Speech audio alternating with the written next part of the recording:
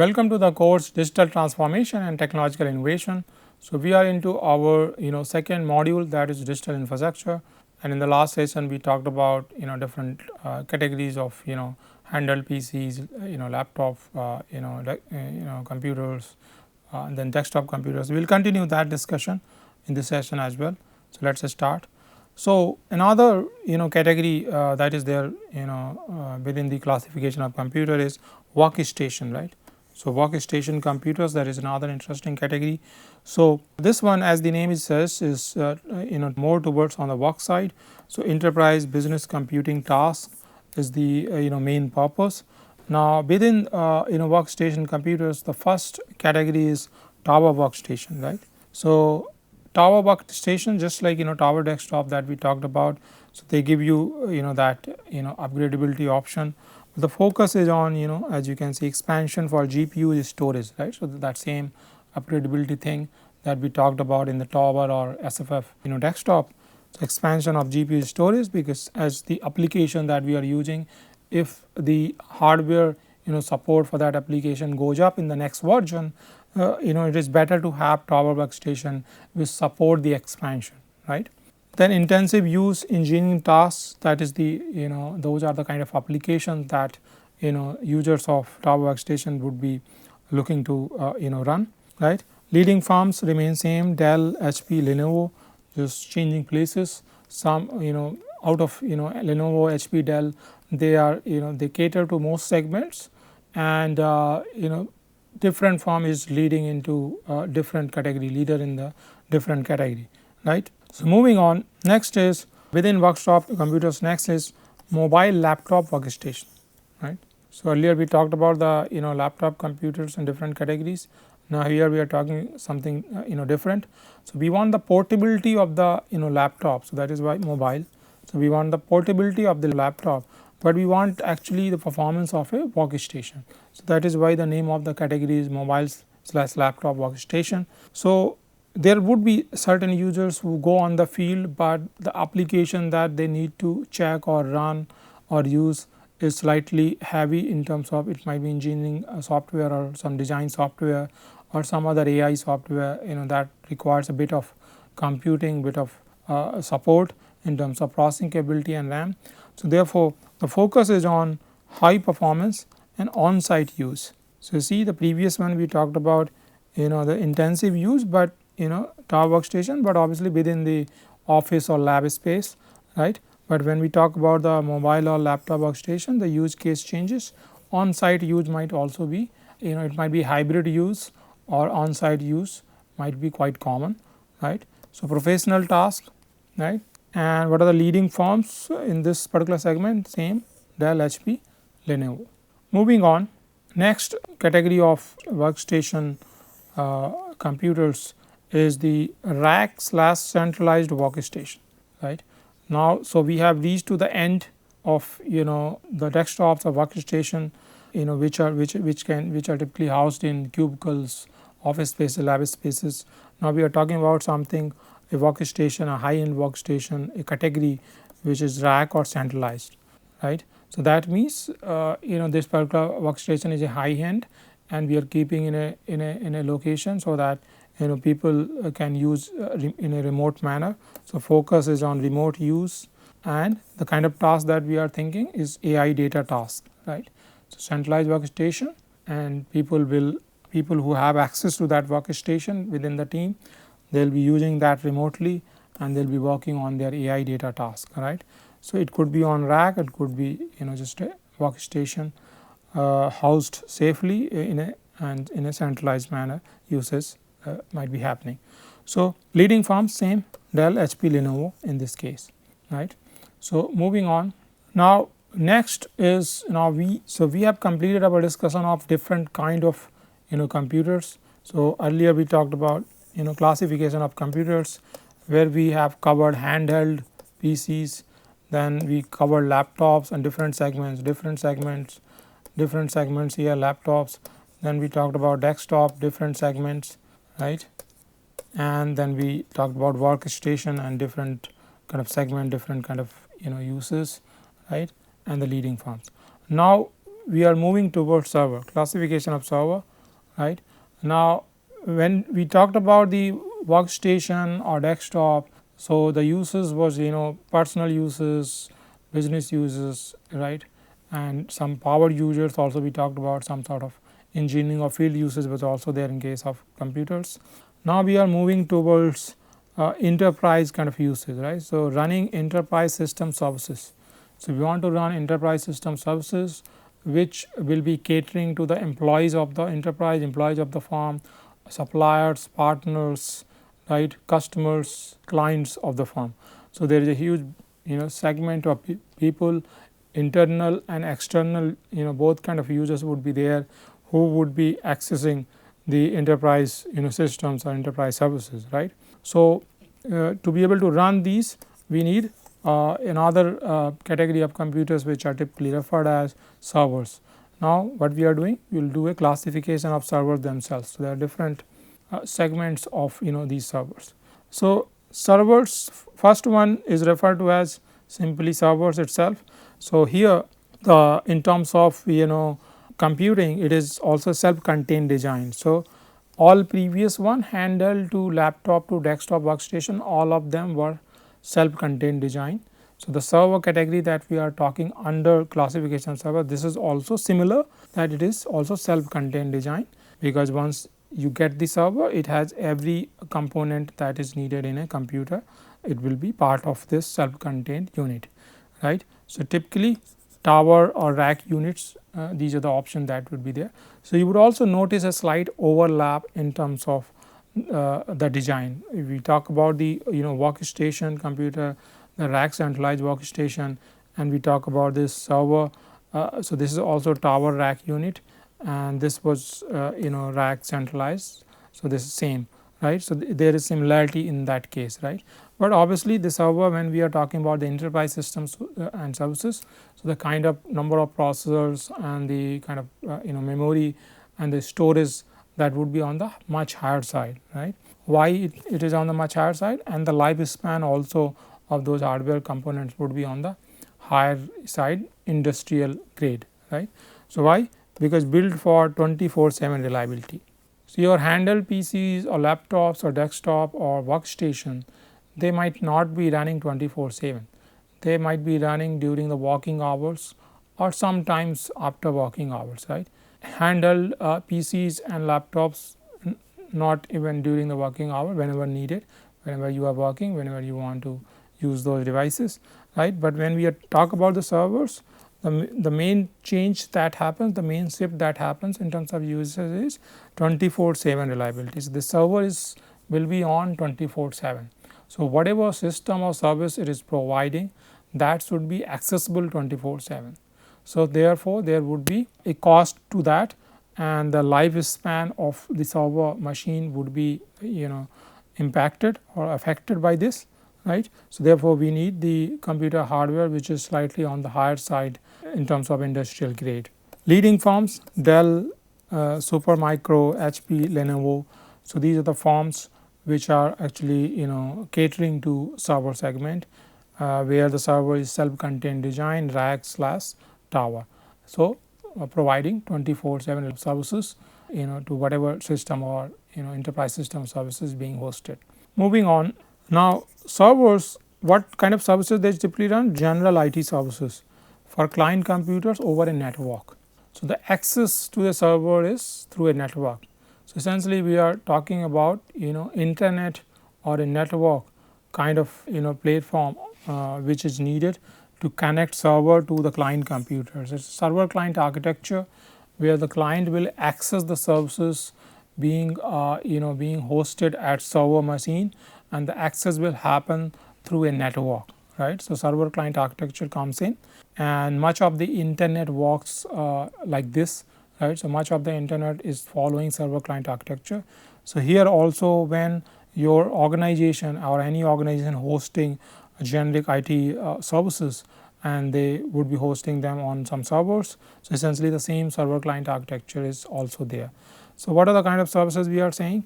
Web hosting, right, website being hosted or some web application being hosted, email service, right, that might be every organization more often than not they like to host, their email server within their campus in premise, right, on premise, right, and then the file service, right. So within the organization there will be lots of files and sharing that would be needed. So a storage server or file server file service can be hosted using some of these servers. Now each of these, whether we are talking about hosting of a web app or hosting a website or running an email service or running a file service, this should be 24/7 on. So therefore the kind of machine that is needed, it should have that kind of quality in the hardware, right, computer hardware. Now in terms of housing is more often than not server rooms can be built to house these servers, right. And if you are not going for on-premise thing, then you can take the cloud vendors services, for hosting your your server, your enterprise system or service. Now cloud vendors themselves, they will be having lots of server farms, and that is how they will provide you the hosting in this case, right. Moving on, next is blade servers, right. So in this category the design is modular, right. So blade server modular design is followed, and here you would see individual blades, right. So individual blades slide into the rack chassis, and that provides shared power, cooling and networking, right. So there is a rack chassis and the shared power, cooling and networking, and individual blades you are just sliding into it, right. So there is a scalability into it. So there is a modular design here, right. So you can quickly increase the processor, number of processing nodes in a way, right. Those blades are what? Those blades are nothing but motherboards with CPUs and memory, right. So essentially it is more like a system unit that we talked about earlier. So motherboard with CPUs, memory, so these are the blades. So we are just sliding those blades, those processors, and chassis provides that support, shared power, cooling, networking, other things, right. So this is the modular design, and this gives the necessary scalability in many enterprise system services scenario. Difference, the earlier one was self-contained design.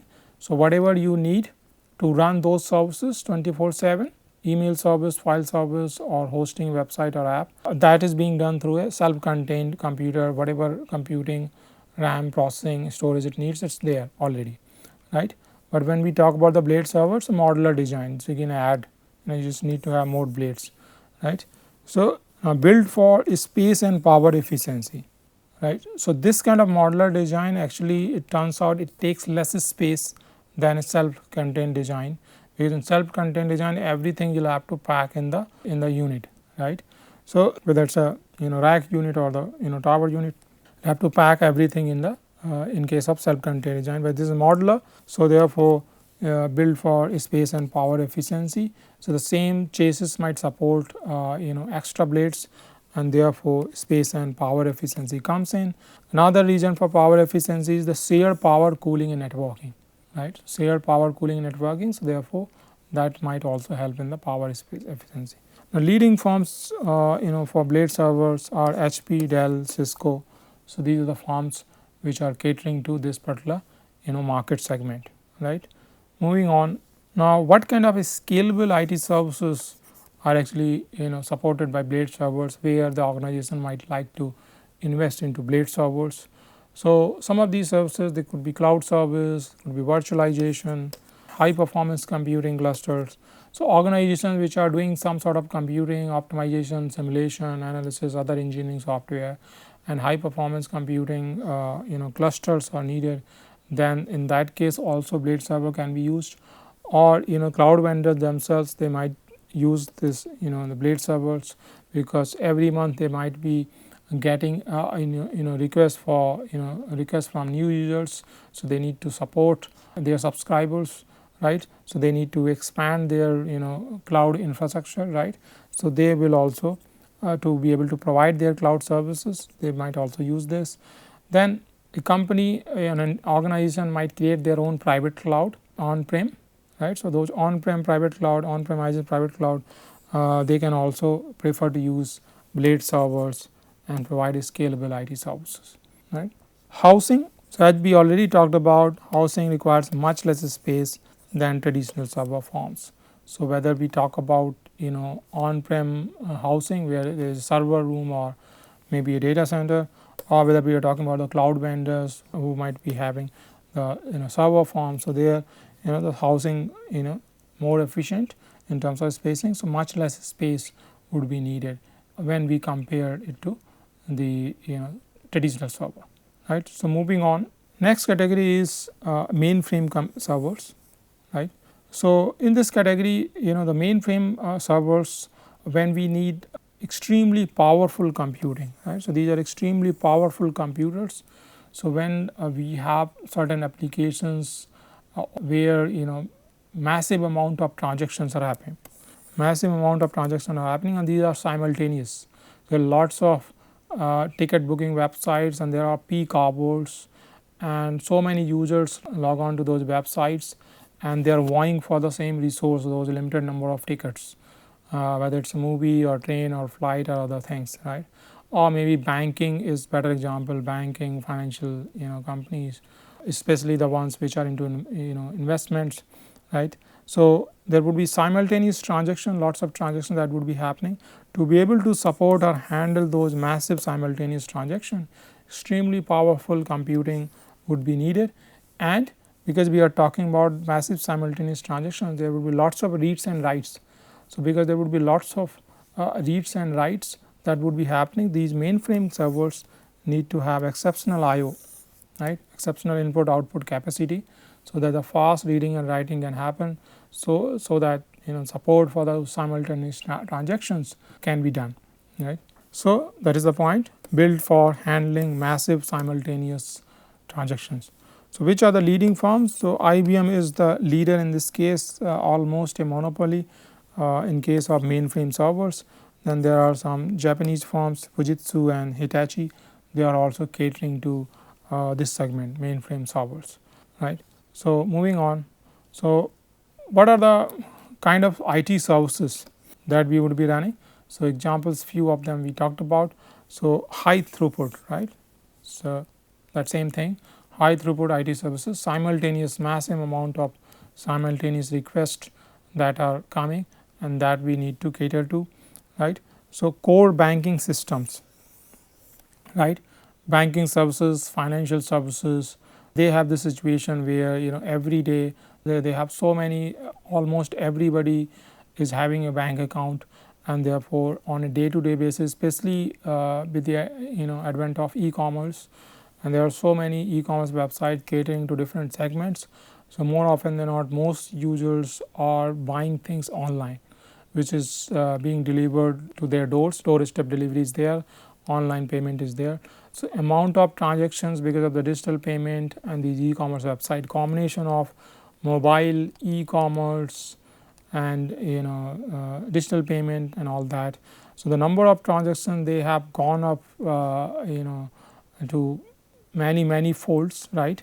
And to be able to support those massive transactions that are happening to their servers, banking servers, so mainframe servers would be needed. So core banking systems, they rely on these mainframe servers. Government services, so just like banking, government might also be running similar services which are very high in demand and attract daily huge number of transactions, right, lots of input output that is happening. Similarly, large scale insurance processing, so insurance, financial, banking, government, so these are the kind of services where this high throughput IT services, IT support would be needed, and mainframes servers are the suitable computer hardware for that, right. Now if we talk about the housing, what is the change in terms of housing?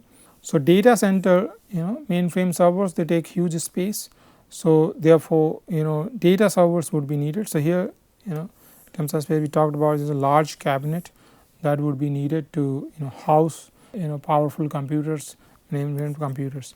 So when we are talking about the large cabinet that actually contain these mainframe servers, so in terms of housing we might need data centers with special heating, ventilating and air conditioning equipment. So HVAC, right, heating, ventilating and air conditioning, that HVAC.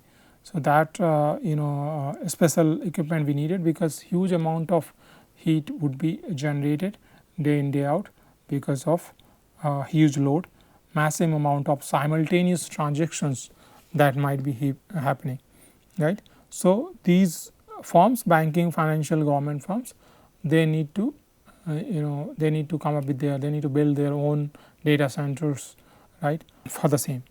Moving on, next category of computers, supercomputers, right. So, in this category we get the fastest class of computer, right. Supercomputers are fastest class of computer that we have, and they are typically designed to focus all their resources on solving a single global problem and in the hopefully in the shortest possible time, right. So, there are certain problems, certain computing problem, computing task, right, certain scientific problems which have their computing element, and the kind of computing that is required is very high, right. So, the idea is to design these, and those problems are very important global problems. So, the idea is that to be able to design fastest computers that is possible, and that computer is able to use all its resources to actually do the necessary computing and hopefully in the shortest possible time to solve that problem, right. So, built for handling massive mathematical calculation. There are huge number of mathematical calculations that would be part of that would need the supercomputing, right. So, if we look at the leading firms that are there in this category, Cray / HP, then Fujitsu, NVIDIA, right.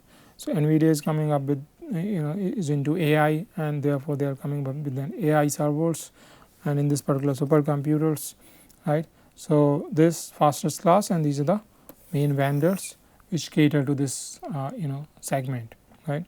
Now, in terms of the applications where it is used, so applications which need parallel processing, so supercomputers we earlier talked about, they are MPP system, right.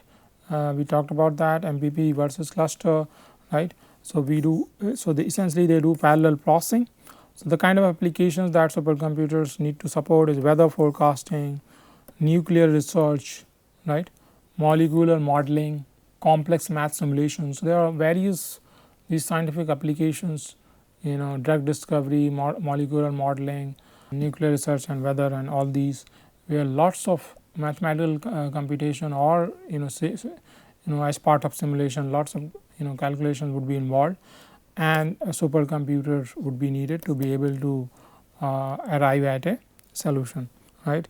In terms of housing, we might need dedicated space because these are supercomputers are very expensive, one of a project kind of thing, right. So, dedicated space with again same HVAC, special heating, ventilating and air conditioning equipment we would be needing to be able to support these supercomputers, right. So, this was about the classification of servers. So, what we talked about till now under this classification. So, we started from we finished the classification of computers, that was the last category was workstation computers, and subcategories also we talked about. Then we came to classification of servers, and we talked about traditional servers which are self-contained design 24/7 they need to run, and the kind of services that they run, email, file service, hosting and all that. Then we talked about the blade server, the modular design, the blades which are like a system unit, right, motherboards with CPUs and RAMs, space power efficiency is there, and the kind of services that they help, cloud services, virtualization, high performance computing, clustering, right. So, all this. Then we also talked about mainframe servers which are extremely powerful computers with exceptional I/O, and we talked about massive simultaneous transactions that are needed, and the kind of applications are into banking, financial, government services, typically benefit by having mainframe servers. And then housing is data center, label of housing is needed. Then we talked about finally the supercomputers, right. So, which is the fastest class of computer designed to focus all kinds of resources on the same global problem, which is very important problem, and we want to compute for that problem in shortest possible time, and right. So, involves mathematical calculation. These are the examples we talked about: weather, nuclear research, molecular and complex math simulation, right. So, and in terms of housing dedicated space. So, that completes our discussion on classification of servers that we wanted to cover in this session. In the next session, we will start from the data center. So, we talked about supercomputers and the mainframe servers needing data center level of housing. So, we will talk about that in the next session. Thank you.